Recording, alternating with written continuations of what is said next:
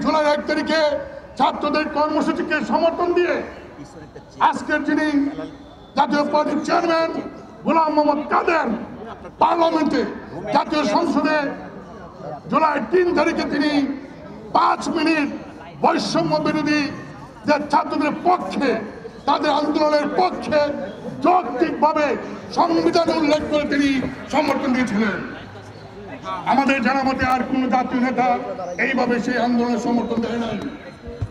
এবং জুলাই 28 তারিখে জাতীয় পার্টির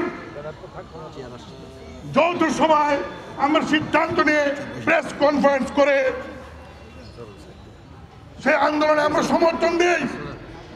আমাদের রংপুরের মেয়র এবং সেখানকার ছাত্ররা আন্দোলন করতে গিয়ে 2 জন শহীদ হয় এবং অনেকে গ্রেফতার হয়। ছাত্রদের সেই আন্দোলনে আমরা সমর্থন দিয়েছিলাম, কারণ সেটা ছিল এই দেশের সকল মানুষের সমর্থনে একটি কর্মসূচি। এবং পরবর্তী সময়ে আমরা মাননীয় প্রধান উপদেষ্টাকে আমাদের চেয়ারম্যান নেতৃত্বে দেখা করে আমরা তাকে আশ্বস্ত করেছিলাম যে আপনি এই দেশে গণতন্ত্র প্রতিষ্ঠিত করবার জন্য, এই দেশে একটি ভালো ভোটের ব্যবস্থা করার জন্য এবং প্রয়োজনীয় সংস্কার করার জন্য যা যতটুকু সমর্থন জাতীয় পার্টির পক্ষ থেকে আপনাদের প্রতি আমাদের সমর্থন থাকবে। কিন্তু আমরা জানি না কি উদ্দেশ্যের কারণে আজকে আমাদেরকে সভা করতে দেওয়া হয় নাই। আমি একটি কথাই বলবো,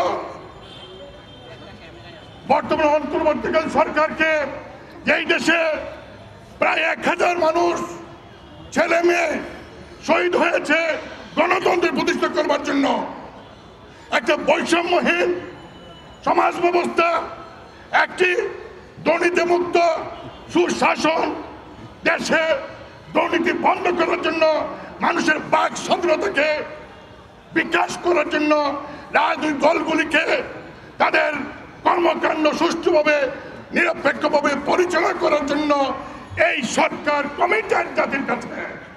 তাই আমরা কেন, যেহেতু আমরা রাজনৈতিক দল নিষিদ্ধ নই, তাই আমরা কেন এই সরকারের সময় এই গণতান্ত্রিক ব্যবস্থা কায়েমের জন্য যে সরকার চেষ্টা করে যাচ্ছেন, তাদের আমলে কেন আমরা এই বৈষম্যের শিকার হচ্ছি, এইটা আমরা জানতে চাই সরকারের কাছ থেকে। আমার আমি আজকের দিনে শুধু একটু বলবো, জাতীয় পার্টি